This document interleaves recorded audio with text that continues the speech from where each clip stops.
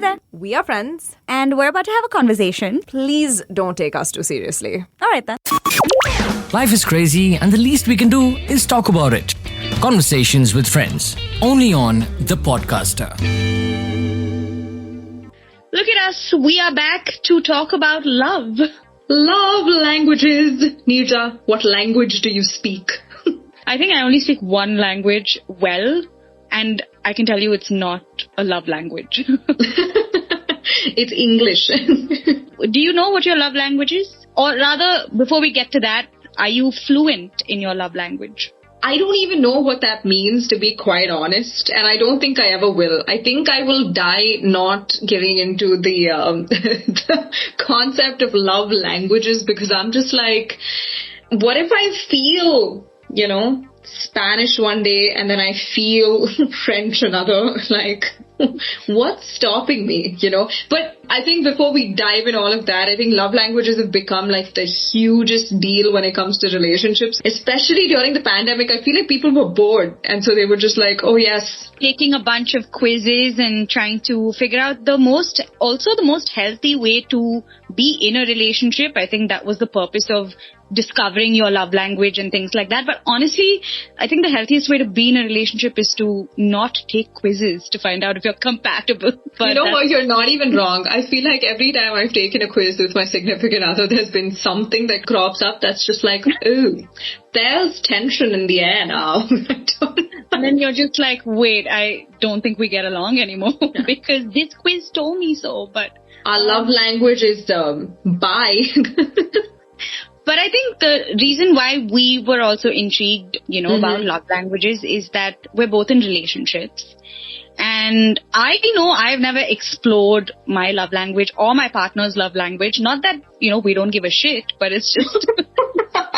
You mentioned you've taken a quiz with your significant other.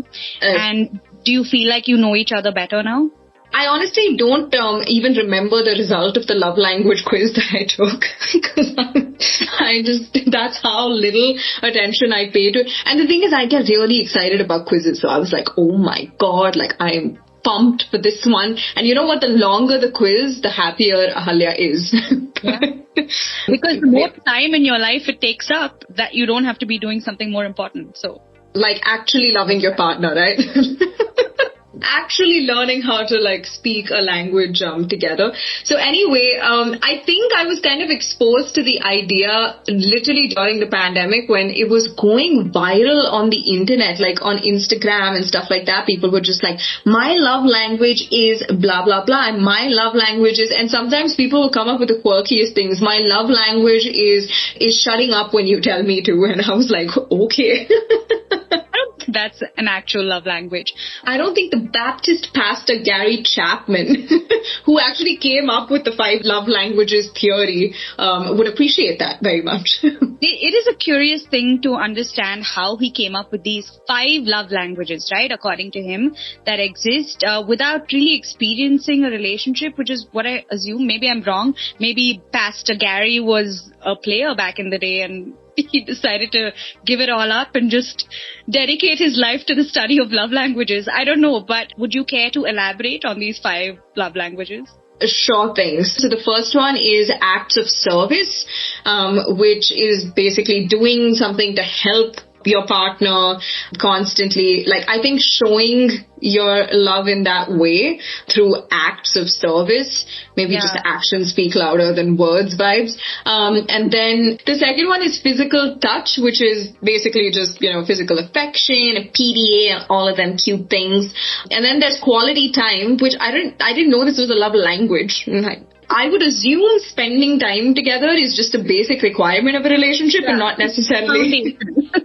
So quality time. And then there is gifts. And then the final one is words of affirmation, which is basically being really expressive with your admiration, your love for the person, constantly complimenting them. So that's where words speak louder than actions, basically. It's the exact opposite of the first one. Yeah. And you know what the funny thing is? Like, I think this is the little argument I have with my partner all the time, like my boyfriend and I. The one thing we constantly argue about, I'm like a communication studies, like, you know, honors graduate and I love language. Maybe I don't love languages, but I love language.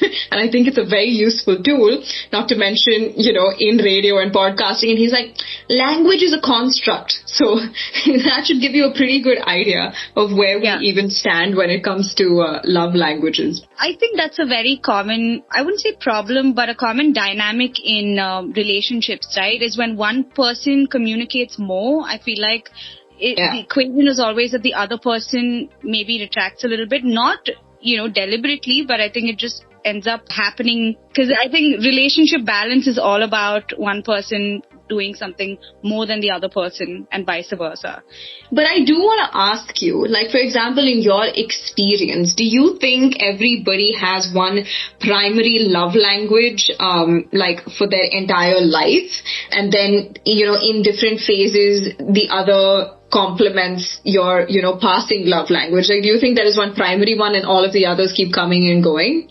I think it's very much like living in one country, right? If you stay in the same country, then you pretty much only need to speak one language. But then if you move around a lot, then you got to learn new languages. And I think that's the same thing with relationships. So if you're married to someone for like a really long time, or if you're in a relationship for a long time, I think your love language maybe evolves here and there, but it pretty much stays the same. But then I think when you switch dynamics and when you go from one relationship to the next, your language changes as well. You speak differently. You sound different. You smell different. Everything changes. You smell different. Please elaborate. I mean, I genuinely do think in all the relationships I've been in, I've smelled different in each one. You just use different fragrances. I'm just like, what is this insanely intimate detail I have now learned about you? Yeah, you're just like a fragrance chameleon. You just like camouflage your scent every time you're with a different person. Because I have literally never said this out loud, but now that I have, I feel like it's true. But do you feel, because you've been in a pretty long-term relationship now, have you felt like your love language has changed? To be quite honest, I don't think so. I think love languages are applicable to anything, right? Like even friendships and the way that you express your love with your parents and family and stuff. So I think I've always known that like gifting and so I guess gifts and words of affirmation. So, physical bribes and verbal bribes are my love language for the most part. But I think I've always known that about myself through friendships, through family, and now through my romantic relationship. Notice how I still get awkward saying that. Yeah, I know. It's definitely something you still haven't come to terms with, I think. I think it's true. Are you sure you don't still think you're just friends? One day you're just like, hey, what's going on here? I think I love him, but I'm shy. So there is that. Say it out loud, can you? Yeah, I'm just very shy. Okay.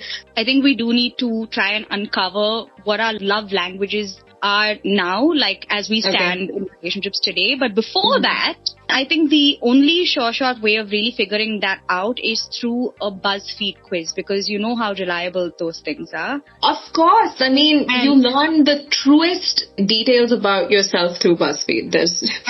And I will say there were other quizzes which, claim to be more effective and detail-oriented and things like that. But those had 50 plus questions and this one only has 5. So are you ready? Of course I'm ready. Okay. So I'm going to ask you a question, give you some options. Which of these things would you rather have right now? Laughter, sleep, food, exercise, relaxation, or money? You've caught me on a very bad work day, so I feel like you know what my answer is, but And honestly, it's between relaxation, sleep, and food, so. Yeah, I mean, I've got laughter being with you on this podcast. So, wait, can you repeat the option? First of all, who gives like 16 options to choose from? My brain can't process this much. Okay, so laughter, sleep, food, exercise, relaxation, and money. Relaxation. Good choice. I honestly thought you were ultimately going to be like money. I mean, it did cross my mind, and I like that you and I are on the same wavelength with this. Okay, which of these things do you value most in a romantic partner? Loyalty, friendship, bravery, humor, intelligence, kindness. Ooh. I'm going to go ahead and say kindness. Okay, good choice, good choice. Because if you're kind, you're not going to be disloyal. True. And if you're kind, you will probably be brave as well. I don't know, it's true. Moving on. Okay. Which of these qualities do you think you're the best at in a relationship? Loyalty, friendship, bravery, humor, intelligence, kindness. Oh, it's the same. I mean, all 6. I'm just kidding. Well, I think I know what your love language is already. It's affirmation to myself. So I love myself. I'd probably say loyalty. I think that's probably, yeah. Okay. I was between loyalty and friendship for you. So loyalty is good. So wait, Neerja, why wasn't kindness the one that you picked for me? I just thought because you picked it for your partner. Yeah, he has it, so I don't have to. You know how we talked about how one person has more of something than the other? I just thought this was one of those situations. Alright, which role do you usually play in a relationship? Jack? Rose? I'm kidding. No. Caretaker? Your face was just like, what? Is this a movie? I was like Jack, like the cards, and I was like, what is his character? Like, he has a personality. Caretaker, listener, leader, problem solver, friend, guardian. I'm gonna go ahead and caretaker and guardian are kind of the same, are they not? I think caretaker is more from like an affectionate standpoint, and guardian is more like a protective standpoint. I'm a big man. I think I'm gonna go ahead and say, I think problem fixer, and then, there was one more that I've forgotten now that you said. I think it was like... Listener, leader, friend, guardian, caretaker. Yeah, that's it. Yeah, I think it's gonna be a friend and problem fixer / caretaker. I think I'm all 3. There is no option to pick all 3, so you've got to pick one. Just one? How limiting. Which is also my general feeling towards the love languages, but okay. I'm going to pick problem solver because that's what you were leaning towards. Okay, cool. Leader is clearly nodded because you just let me push you over. Well, I'm also finding out a lot about your love language through the way you're taking this quiz. So, nice. Which of these things would you rather get from a partner? Kiss, gift, home-cooked meal, secret, compliment, or long conversation? Wait, a secret compliment? No, a secret, a compliment, or a long conversation. But all of these things sound so good, I want all of them.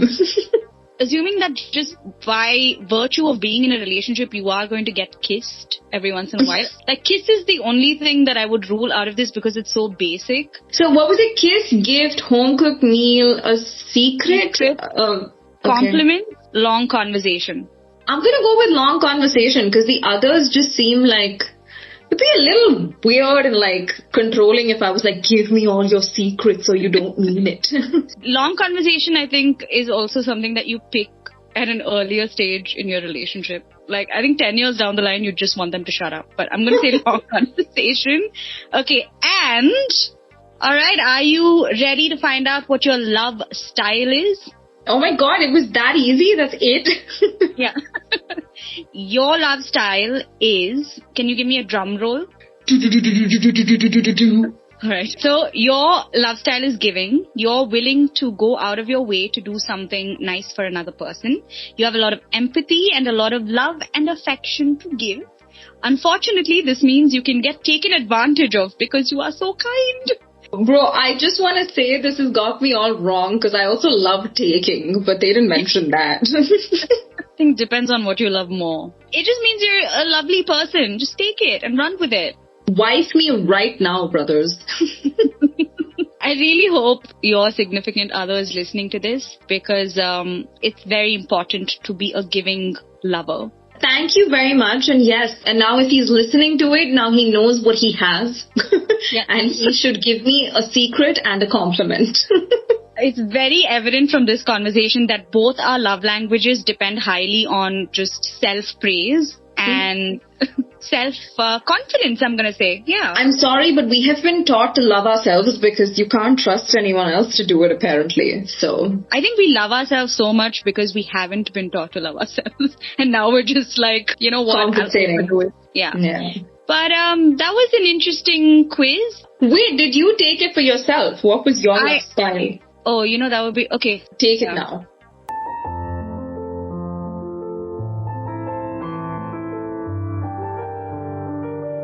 What? Mine is also giving, dude. What the That's the same as yours for some reason, which doesn't make any sense because I literally said I would rather get a gift from a partner than like a kiss or something more meaningful. And yet I am the giver, which I really don't understand. So I am disappointed in this result. I mean, I shouldn't be. It's a nice thing, but I just think it's true. So on top of being inaccurate, this quiz is now making me feel guilty. Because also BuzzFeed really does give us the truest of truths about ourselves. So you must take everything it says with a bucket of salt. Is that the opposite of a pinch of salt? Yeah, that's the superlative that we're looking for.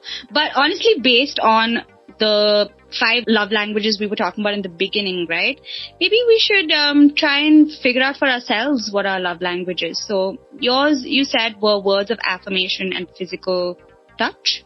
No. Is that what you said? No. I think so. That's the thing. I think like my primary love language is words of affirmation, and then everything else sort of comes and goes in phases. And I honestly think that that's kind of the way it is for most people. And there are many more languages, like, shutting up when you are told to shut up. And I also think so. If anyone does want to find this out, right, go and take it's called the Love Language Quiz, and it's online. You can take it whenever you want. You can do it with your partner and see where you guys end up. And just to add a disclaimer, we're not talking about the one we just took. We're talking about the more comprehensive one that you've actually taken with your partner, which is very or mostly accurate. Yeah, exactly. And also just to put it out there, I think there does tend to be a trend where we analyze love a lot, and that ends up being the biggest problem, is not being able to accept the person for who they are. And it's something we all kind of deal with or are confronted with at some point or the other, again, with friends, with family, etc. So I think it's really important not to, even psychologists don't really agree with this constantly. Like, there's been not that many studies, but from the research that has come out, it's suggested that this isn't like a foolproof thing. Maybe it's fun to, take the quiz and figure it out, but it can be quite limiting, right? A human being is made up of all kinds of different aspects. So just take it as it comes and don't stick with someone just because they're loyal if they're a shitty person. Ultimately, like finding out what your love language or what your partner's love language is can have some benefits, I think, in just understanding, the little things that could make somebody happy. So don't rely on it as a handbook, but learn it just because it's fun. It's like the Duolingo of love. So just a few keywords here and there couldn't hurt. No, they couldn't. Who doesn't love a dictionary? And also, you live your entire life and you always learn new words, and I think it's great. Also, I think, you just raised a very valid point. The idea that maybe you accept the person for who they are and you truly do love them, but sometimes we do miss out on the little things. So this can really help with that. Also to understand what another person really values in a relationship. So I guess for that reason, it is important to speak a similar language. That's right. So go take it. And even if you're not in a relationship, you can still stand to take this quiz and just find out what your own love language is so that you can go around telling your friends. Get those gifts where you can, people. And here are your words of affirmation for today. You rock. This has been a Conversations with Friends on the Podcaster. Powered by Timber Media.